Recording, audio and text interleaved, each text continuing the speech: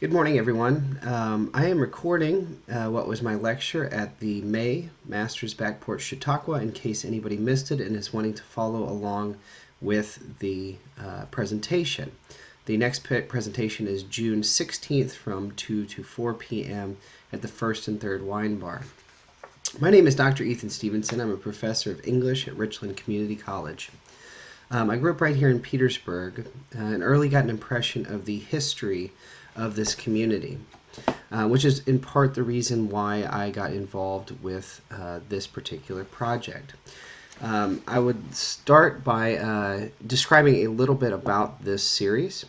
All right, it was born of an existing series that took place right around the corner at the Edgar Masters Memorial Home and Museum. The original event, which I had the privilege of playing music for, was held on the back porch of the Masters' childhood home and brought the community together through the summers to raise awareness of the home and the poet and his work.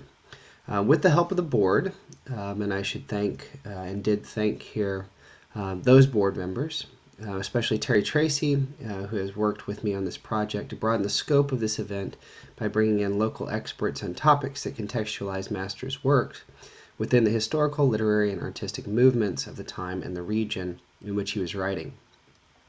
We also have organized a lineup of wonderful musicians, and if you attend the live performances, you'll be able to see those musicians from the Petersburg area who will entertain with their storytelling and musicianship.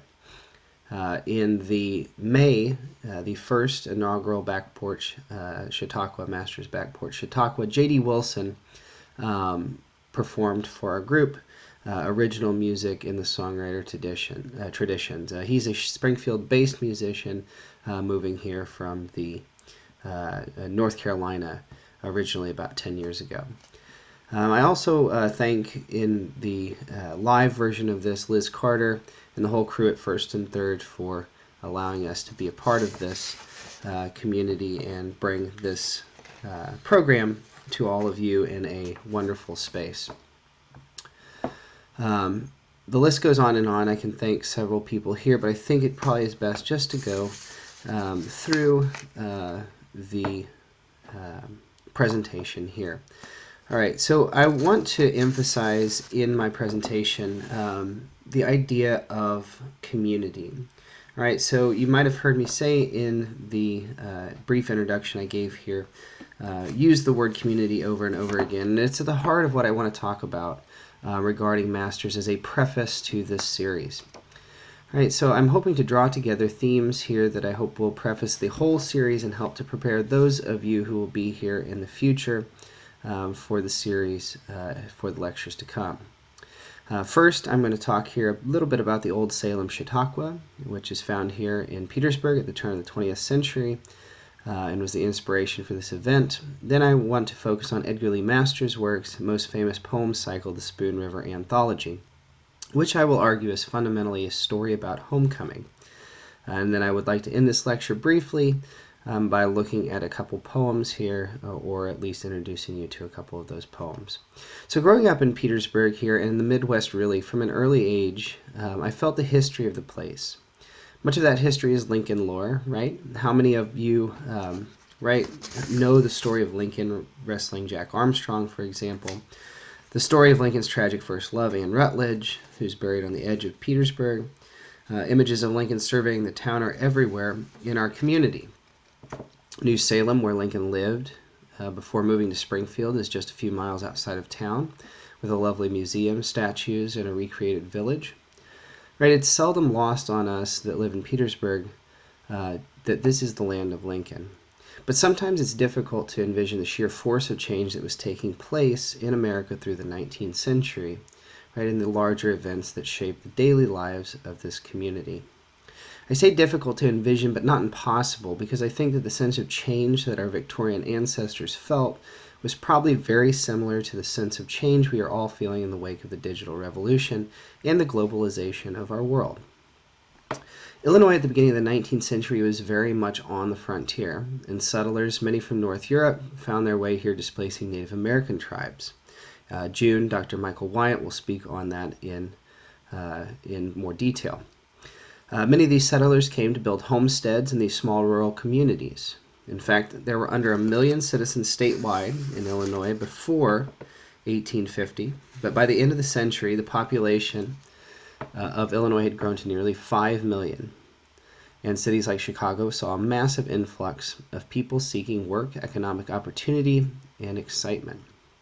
New technologies like the light bulb, typewriter, the phonograph, the list goes on, emerge in the late 19th century and early 20th century, revolutionizing the way we communicate, the way we travel, and even the way we think and process information. Many rural communities felt left behind by this progress and sought alternative ways of bringing culture and education to their towns. The Chautauqua movement was founded in 1874 along the banks of Lake Chautauqua in southwest New York State, not far east of Erie, Pennsylvania. That Chautauqua, which was the first, is still very much alive and well today. I think this summer they're hosting John Meacham, the famous historian, as well as the Beach Boys. The meeting was named for the lake on whose shore it was first held, Chautauqua meaning, from best I can tell, in Iroquois, two moccasins tied together or a bag tied together with string, describing the shape of the lake. The aims of the Chautauqua were religious in nature, specifically Protestant, and educational, from their inception providing Bible study, lectures on entertainment, lectures on science and culture, and outdoor recreation. They had teacher training as well as musical instruction. Within just a few years, the idea for these types of events, the Chautauqua movement, had spread far and wide, bringing educational opportunities and moral instruction to rural communities across America.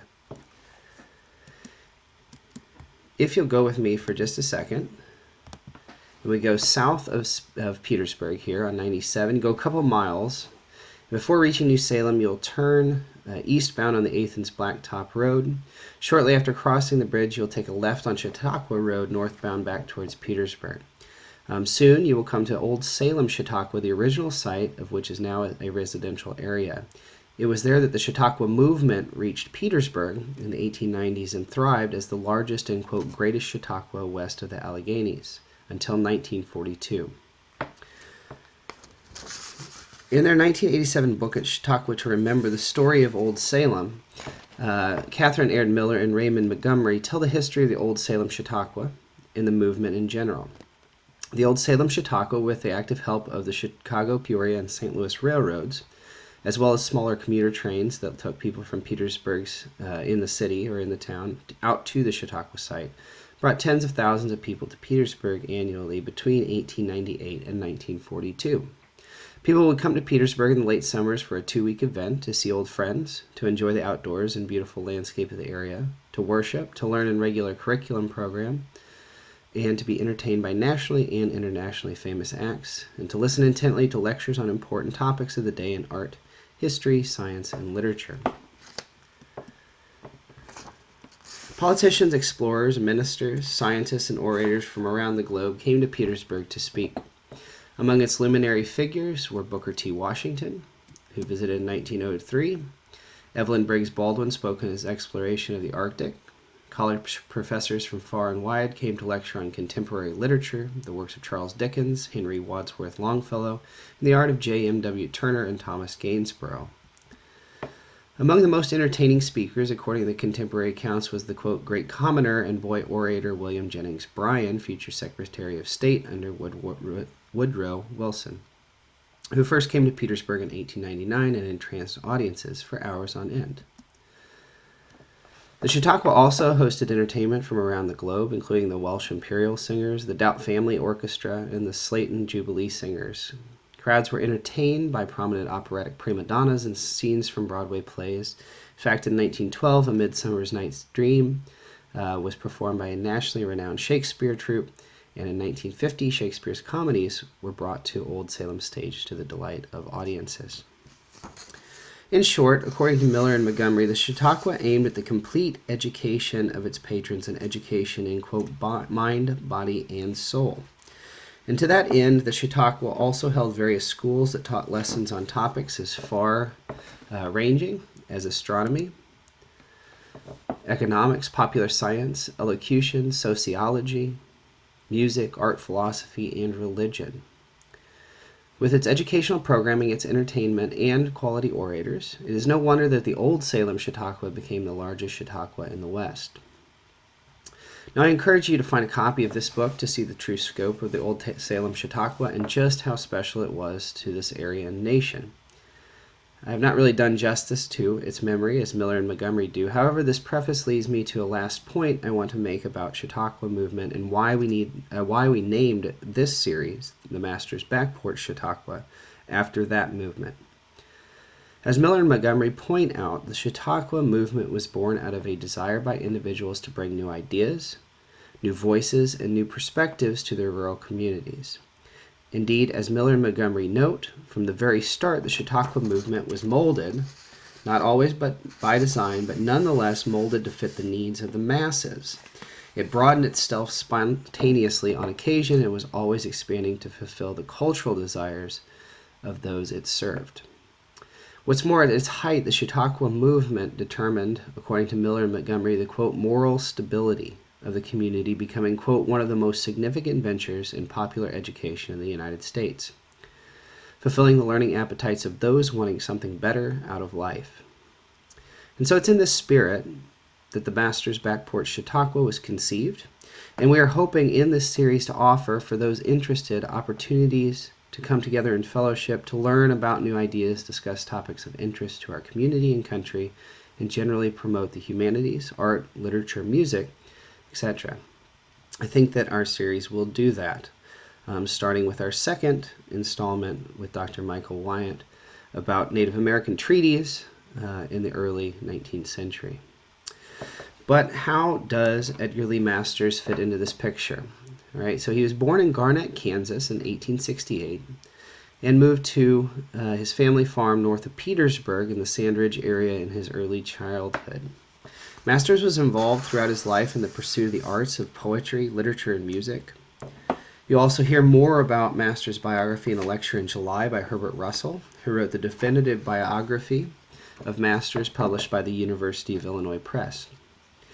But a brief biography may be helpful. Masters spent much of his childhood in the Petersburg area, moving to Lewiston in 1880, where he finished his high school. Petersburg did not at the time have a high school. He attended what is now known as Knox College from 1889 to 1890 when he left for financial reasons. He went to work for his father's law firm in Lewiston thereafter and was admitted to the Illinois bar in 1903. He then moved to Chicago to practice in early 1903. In that time period, in his early career, he was a partner at the firm of Clarence Darrow, who defended John Scopes in his case against the state of Tennessee, Masters, and Francis Wilson, before starting his own firm in 1911. Widely read, creative, having written poems throughout his youth and early adulthood, it was between 1911 and 1914 that Masters in his 40s began to seriously write poetry. In 1914, he began publishing a series of epitaph poems in Reedy's Mirror, a literary journal based in St. Louis, which would later be compiled in 1915 and 1916 as the Spoon River Anthology. The Spoon River Anthology is a series of 244 epitaph poems, that is, short texts that honor the dead and are meant to be inscribed on their tombstones, which are written from the perspective of the fictional community members who are dead and buried on the cemetery hill of the Spoon River. These epitaphs lament the lives, works, causes, and deaths and unfinished business of the dead. Stylistically, this is an interesting choice and should be noted. These poems have long been read for the nature in which they air the dirty laundry of the community and in some ways demystify the myth of an Edenic, agrarian innocence in rural America. However, while widely known, the anthology is not as well as understood as it might be. All right, so many of us have heard it, but how many of us have thought deeply about exactly its significance to the region? I would like to offer then a reading of a few poems from the anthology within the context of home, homecoming, and community. I would like to offer a framework for approaching the anthology, how I might think of it as an English professor and approach it. And then we'll have some fun looking at a couple poems here that I will read in this presentation. I'd like to end with some closing remarks to wrap up and preface Dr. Michael Wyant's presentation in June. So I might start by taking a look at the following text. Right? Tell me, O Muse, of the man of many devices who wandered full many ways after he had sacked the sacred citadel of Troy. Many were the men whose cities he saw and whose mind he learned, aye, and many the woes he suffered in his heart upon the sea, seeking to win his own life and the return of his comrades. Yet even so he saved not his comrades, though he desired it sore, for through his own blind folly they perished, fools who devoured the kind of Helios Hyperion, but he took from them the day of their returning. Of these things, goddess daughter of Zeus, beginning where thou wilt, tell thou even unto us. These are the opening lines from the 1900 translation of Homer's Odyssey. Homer's Odyssey, which is fundamentally a story about homecoming. For what the ancient Greeks called nostos. All right, so this is a story about homecoming, return, as we can see here from these language, home, return, free from the toils, among his own folk. All right, again, this is what the ancient Greeks called a story of nostos, N-O-S-T-O-S. In its plural, nostoi. For the Greeks, nostos had many meanings, having to do with heroics, glory beyond death, the security and future of the polis, which is the root of our modern word politics, P-O-L-I-S, or city, often referring to the city in general. The Odyssey, according to Elton Barker and Joel Christensen, is therefore both an example of a homecoming and a song about homecoming. So it tells the story of homecoming and is a song about the process of homecoming. If we look carefully at the language of this passage, we see the repetition of the language about return, homecoming, and camaraderie, as well as the evocation of the muse to help in the poet's song storytelling. What is important here is that in this epic tradition, which was performed orally, the poet attempted to create a totalizing mythology, or what masters would call a cosmology of a place. According to Barker and Christensen, poets in this tradition created, quote, a foundation narratives that map out the world from its origin through the death of the race of the heroes and to the present day. We know Masters was reading thoroughly in Greek classics, and in fact took his formal structuring from Greek epitaphic poems or traditions. In short, he had this epic tradition in mind when he set out to write what he describes in his 1933 essay, The Genesis of Spoon River, as something, quote, distinctly American, designed to, quote, awaken the American vision, that love of liberty, which the best men of the Republic strove to win for us and to bequeath to time. Put differently, as John Hollis, who wrote the quintessential critical edition to Spoon River for the University of Illinois Press, maintains that the anthology is, quote, a depiction of the struggle for self-realization in a society that has lost contact with the greater democratic vision that once gave purpose and meaning to American lives, and an account of the poet's quest to resolve his inner conflicts and to restore that vision. While Masters may not have been conscious at first, he quickly became aware that he was writing within an epic tradition through which he maps out the world of Spoon River from its origins, through the death of its heroes, uniquely speaking for themselves from beyond the grave to the present day. The question is then, within this tradition, whose is the homecoming and whose heroic song is being sung? William Marion Reedy, Masters editor and founder of Reedy's Mirror, which published the original poems and later collected in an anthology, as well as poems by such other famous authors as Edna St. Vincent Millay, T.S. Eliot, and Springfield's Vachel Lindsay, described Masters' work in the anthology as moving from, quote, particulars to universals. That is, Masters' attempt to create a story of the nation through the individual characters buried in his local cemetery. Indeed, Masters wanted to provide a microcosm of his community, of those who he describes as, quote, the fools, the drunkards, and the failures, the people of one-birth minds, the heroes and the enlightened spirits, a sort of divine comedy. In other words, he wanted to start from life, the life of his community, his home, and move to the universals of American life, a life that he saw rapidly changing. He naturally turned to Lewiston and Petersburg, which he continued to describe as both his spiritual home and his heart's home. Master's Anthology is then an effort of the poet to return home through the voices of those who are permanently interred in the Spoon River Cemetery. If you read the cycle, the various peregrinations of its characters, many of whom leave Spoon River for Chicago, New York, and as far abroad as Paris, the one common denominator is their return to Spoon River, to their final home in the grave. It's no coincidence, then, that as recently Italian filmmakers picked up on this theme of return, of the poet singing the song of his return in a 2015 Italian film, Return to Spoon River. Hollis's succinct description of the cycle is apropos here. He describes the anthology as, quote, a spiritual quest for the Petersburg environment, an attempt to recover what had vanished from his life, Master's life, and from American culture by memorializing it in poetry. For Master, Spoon River became a region of his mind, a time as well as a place, a kind of lost paradise, and he felt dispossessed by change.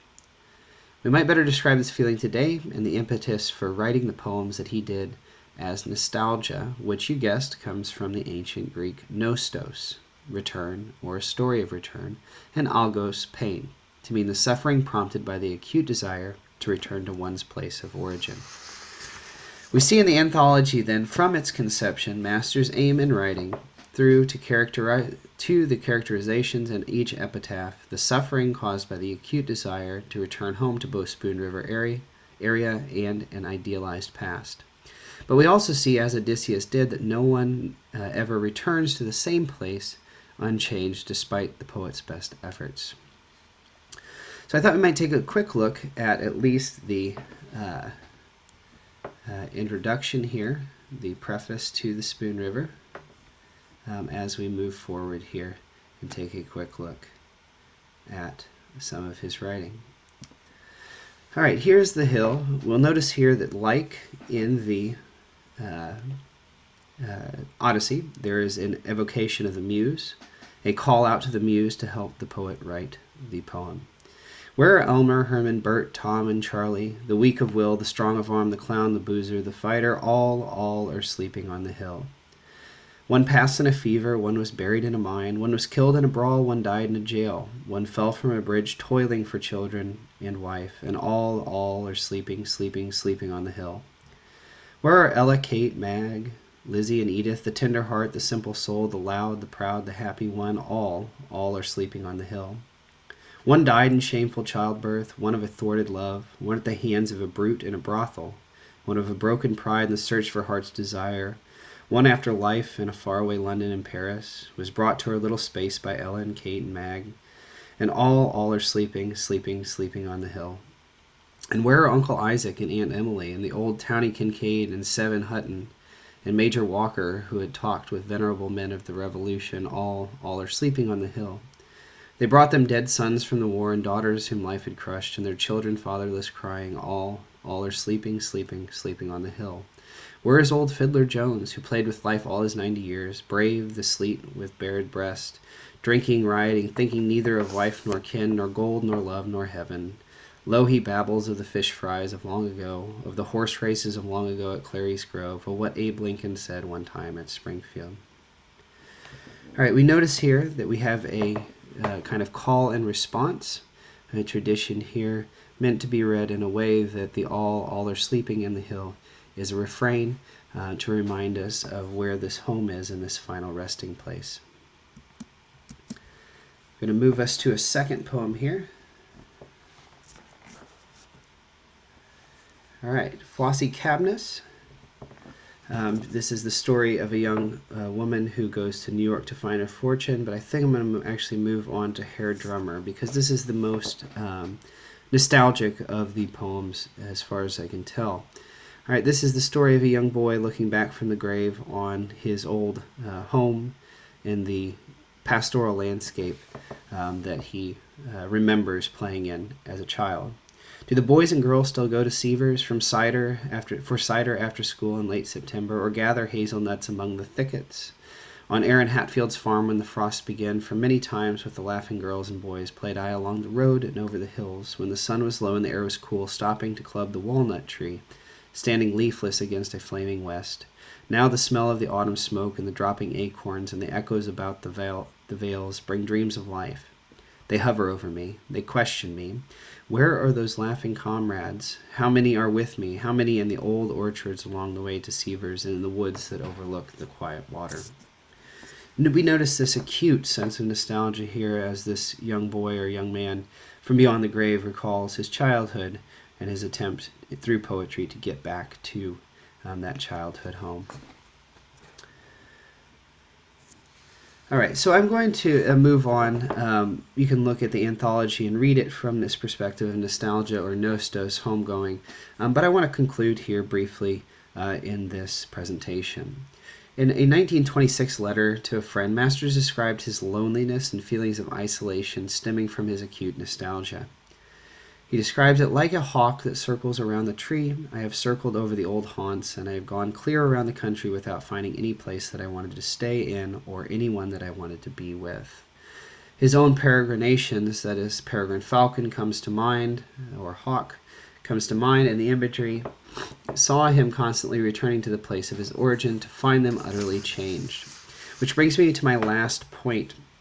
The problem with any form of nostalgia is that while it's a powerful motivator, it always prompts the question of whose ideal past, whose home is being returned to. This, I posit, is an especially important question and pressing question for today. While nostalgia, that acute desire to return to one's place of origin, may not necessarily lead to bigotry, as Hollis points out for Masters it did.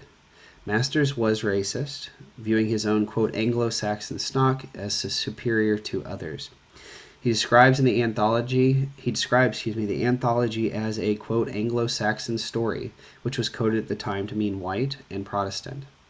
His conservative positions on politics alienated him in later life from his peers, so it's especially important in this series to build from and challenge Masters' work from a critical 21st century perspective, which Dr. Bailey Shaw will do later in September. In short, what Masters may miss in his anthology, and more broadly, is that more little d democratic vision of community. It's a macabre vision, but one nonetheless. Homer Clapp, note the name, and several other Spoon River deceased espouse it, they say. And then I was one of life's fools whom only death would treat as the equal of other men, making me feel like a man. So maybe the point of this homecoming, this return, nostos, to this place of one's origin in the anthology, the reason that we are all brought here today to discuss Masters' work is to consider how we grow our own community in ways that include more voices and more perspectives before the equality of the grave. We see our community changing in perhaps at times scary ways, but we need not be like Masters and be paralyzed by our desires to return to an idyllic past. When we can look forward critically of the past and critical of the past, but hopeful for the future. And I think in a modest way, that is what we are trying to accomplish in this Masters Back Porch Chautauqua series. And so I'll thank you all for joining us today. We're going to take our schedule online, so if you want to see what's coming up next, it's going to be Dr. Michael Wyant, who will speak on Native American tribes. But otherwise, thank you so much, and hopefully this can serve as kind of a preface or catch-up if anyone missed the first in-person meeting. Thank you.